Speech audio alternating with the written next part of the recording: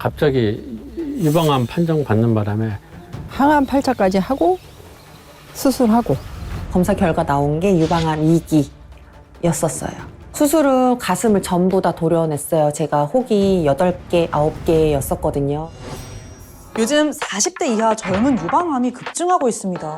공격적인 유방암, 재발전이한 유방암에 도움을 줄 수 있는 것은 없을까? 그 답은?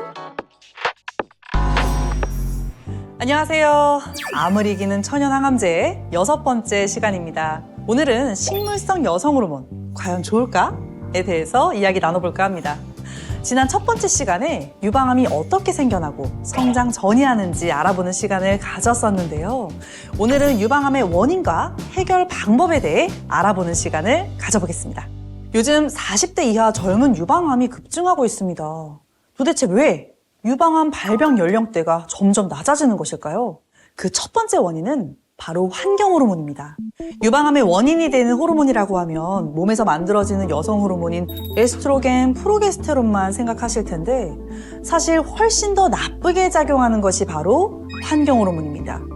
우리가 매일 만지는 영수증에서 묻어나오는 비스페놀 A, 또 후라이팬이나 전기밥솥에 사용된 코팅 성분, 비닐이나 플라스틱에 첨가되는 프탈레이트는 모두 여성 호르몬과 유사하게 생겨서 우리 몸에 들어왔을 때 여성 호르몬처럼 작용하는 환경 호르몬인데요.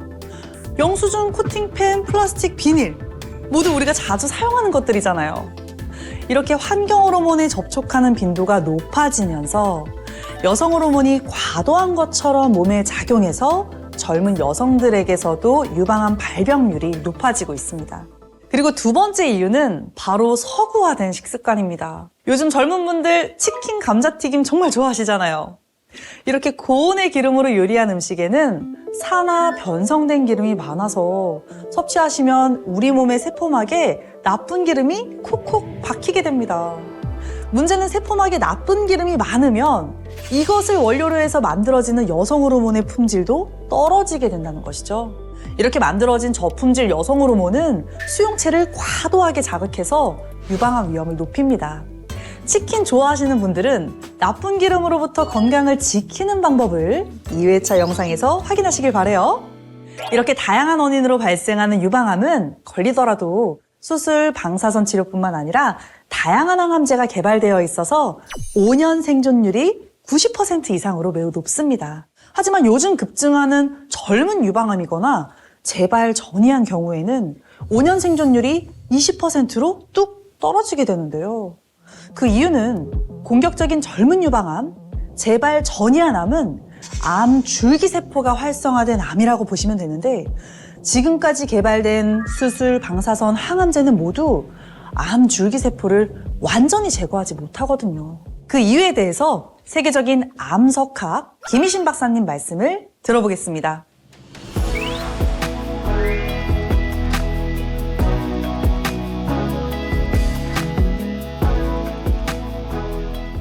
전이가 됐다, 재발이 됐다, 이런 암들은 원래 암하고는 완전히 다른 암이에요. 같은 치료를 했다가는 절대 안 듣게 돼 있지. 이게 훨씬 더 이제 치료에 저항하는 세포, 그게 바로 이제 이 암 줄기세포가 활성화. 그래서 힘든 거예요. 이 줄기세포란 것은 이제 암세포의 아주 한 2, 3% 되는 작은 부분에 속았는데 수술이라는 건 눈에 보이는 덩어리를 제거하는 거예요. 눈에만 보이지 눈에 안 보이는 걸 어떻게 제거해? 방사선 쏘이면 다 열로 녹아질 것 같은데 그런 줄기세포는 오히려 방사선 쏘면 더 잘 자라. 줄기세포는 그런 거 받을수록 더 활력이 생겨가지고 이게 증식이 되면은 다른 데로 퍼지게 돼 있어요. 임파선을 타고 그다음에 혈관을 타고. 네, 교수님 설명 듣고 나니까 재발 전이한 유방암의 치료가 왜 어려운지 이해가 갑니다. 그렇다고 포기할 순 없죠. 그래서 찾아봤습니다. 공격적인 유방암, 재발 전이한 유방암에 도움을 줄 수 있는 것은 없을까? 그 답은 콩에 있었습니다. 많은 분들이 콩에는 에스트로겐 유사 성분이 들어있어서 유방암을 오히려 유발하는 것 아니냐고 오해하고 계신데요. 전향적 연구 14개를 메타 분석한 자료에 따르면 아시아인은 서양인에 비해 유방암 발생률이 낮았고 그 이유가 콩 섭취량과 관련이 있었다고 해요. 콩 섭취를 많이 한 군에서는 유방암 발병률이 24%나 낮았다고 합니다. 뿐만 아니라 콩 섭취가 유방암으로 인한 사망률을 낮춰줬는데요. 치료가 어려운 호르몬 음성 유방암 환자에서 콩 섭취량이 많은 군은 적은 군에 비해 사망률이 33%, 재발률은 36%나 낮았다고 합니다. 어떻게 이런 일이 가능했을까요? 바로 콩에 들어있는 식물성 여성 호르몬 이소플라본이 여성 호르몬 베타 수용체에만 작용했기 때문입니다. 여성 호르몬 에스트로겐의 수용체는 알파와 베타가 있는데요.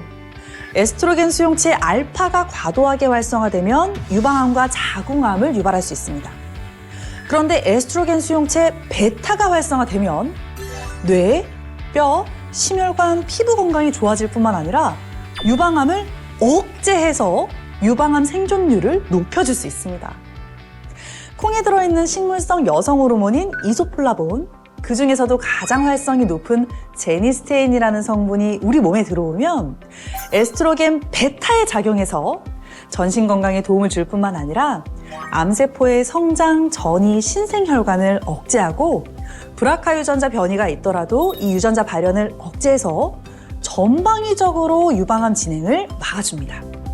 중요한 것은 암 줄기세포가 생존하는 다양한 경로를 차단해서 암 줄기세포까지 억제할 수 있다는 것입니다.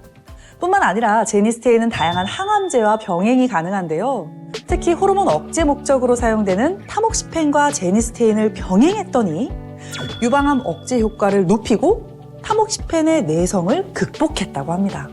이렇게 유방암에 도움이 되는 제니스테인은 여성의 전반적인 건강에 도움을 줄 수 있는데요.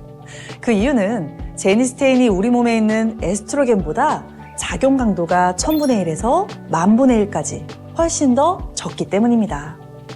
그래서 여성 호르몬이 부족한 곳에서는 에스트로겐 대신 붙어서 그 역할을 보충해 줄 수 있고, 과다한 곳에서는 경쟁을 통해 에스트로겐의 과한 작용을 막아줄 수 있는 이중작용을 합니다. 그래서 여성 호르몬이 부족해서 나타나는 갱년기 증상, 폐경기 골다공증, 심혈관 질환 완화에도 도움을 줄 수 있고, 에스트로겐 과다로 인한 유방암 예방과 여성 호르몬 불균형으로 인한 생리전 증후군 개선에도 효과적입니다. 자, 제니스테인의 다양한 효과에 대해 말씀드렸는데요. 이 성분에 대해 전문가분들은 어떻게 생각하시는지 통합의학 최고 권위자로 세계 3대 인명사전 마르키스 후스흐에 등재된 김진목 원장님께 여쭤봤습니다.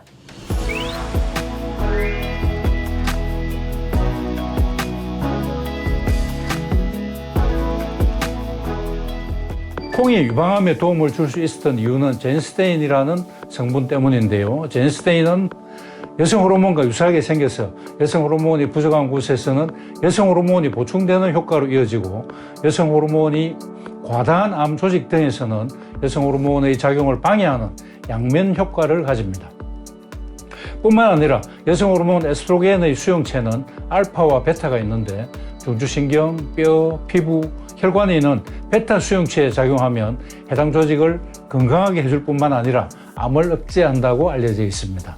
또한 알파 수용체에 작용하면 유방과 자궁의 정식을 자극하고 암을 유발한다고 알려졌는데, 제니스테인은 에스트로겐 수용체 중에서 베타 수용체는 활성화시켜주고 알파 수용체는 억제하는 작용으로 유방암과 자궁암 치료에 도움을 줄 수 있습니다. 이러한 제니스테인 성분이 콩뿐만 아니라 회화나무에도 들어있는데, 회화나무 유래 제니스테인의 활성이 콩 유래 제니스테인의 활성보다 더 높다는 연구 결과가 많이 발표되고 있으니까 참고하시길 바랍니다. 네, 원장님 말씀 들어보니까 콩보다 회화나무 유래 제니스테인 활성이 더 좋다고 하시네요. 제니스테인은 그 자체로는 좀 불안정해서 당과 붙은 배당체 형태로 식물에 존재하게 되는데, 콩에는 제니스텐 형태로, 회화나무에는 소포리코사이드 형태로 주로 존재합니다. 이대로는 흡수가 되지 못하고 장내 세균에 의해 당이 분해돼서 떨어져 나가야 흡수가 되는데요. 제니스틴보다는 소포리코사이드가 장내 세균에 의해 더 잘 분해돼서 흡수가 잘 되고 생체 이용률이 높습니다. 요즘에는 아예 당을 제거한 비배당체 형태의 제니스테인도 찾아보실 수 있습니다. 하지만 당이 붙어있지 않은 제니스테인은 빛, 열, 산소에 의해 쉽게 파괴가 될 수 있어서 불안정하기 때문에 제니스테인 형태로 들었다면 알긴산과 같은 고분자 물질과 나노복합체를 형성한 것이 안정성과 생체 이용률이 좋습니다. 그리고 암 환우분들께서는 이 성분이 현재 진행 중인 항암 표준요법과 병행이 가능한지 궁금한 분들 많으실 텐데요. 그에 대한 답변을 암 과학 분야 최고 권위자이신 서울대학교 약학대학 서영준 교수님께 들어보도록 하겠습니다. 그렇죠. 그래서 그것이 이제 하나의 병용요법으로 학계에서 많은 관심을 가지고 있고요. 기존에 있는 항암제하고 이러한 천연물질들이 복합이 됐을 적에 항암제가 가지고 있는 어떤 독성을 낮춰줄 수도 있고 그 부작용을 줄일 수 있고 또 경우에 따라서는 양을 낮추면서도 그 항암제의 효능을 극대화시킬 수 있다는 그런 연구 결과도 있습니다. 네, 오늘 유방암에 대해 이야기 나눠봤는데요. 그간 유방암에 안 좋다고 오해받았던 콩이 유방암 예방과 치료에 도움된다는 사실 꼭 기억해 주셨으면 좋겠고요. 콩보다 더 활성이 좋은 회화나무 열매도 건강을 위해 잘 활용하셨으면 좋겠습니다. 오늘 나눈 이야기가 여러분의 건강을 지킬 수 있는 정보가 되었길 바라면서 인사드리겠습니다. 감사합니다.